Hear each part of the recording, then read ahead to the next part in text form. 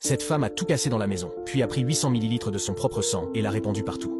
Elle a taché le sol de la cuisine et l'a nettoyé à plusieurs reprises, créant ainsi une scène de crime parfaite. Elle a dissimulé une batte en bois tachée de sang dans la cheminée pour qu'elle soit facilement identifiée comme l'arme du crime. Elle disparaît ensuite mystérieusement. Elle s'appelle Amy, étudiante renommée de l'université de Harvard. Lors d'une soirée, elle rencontre Nick, un drôle de rédacteur en chef d'un journal. Tous deux se rapprochent rapidement et tombent vite amoureux. Au fil du temps, la passion s'estompe. Le matin de leur 5e anniversaire, Nick se rend au bar pour se défouler avec sa sœur, mais un appel d'un voisin l'oblige à rentrer chez lui. À son arrivée, Nick sent que quelque chose ne va pas lorsqu'il aperçoit les décombres. Il est stupéfait de constater que sa femme a disparu. La police arrive alors. Ils examinent toute la maison et une policière attentive aperçoit des taches de sang sur l'armoire. Il est clair que le plan d'Amy a attiré l'attention de la police. Nick est emmené au poste de police pour y être interrogé. La maison est mise sous scellé et il n'a pas d'autre choix que de rester chez sa sœur. Le soir, la police revient sur les lieux. Une lettre laissée par Amy a été trouvée dans l'armoire avec l'indice 1. La policière est confuse et appelle Nick.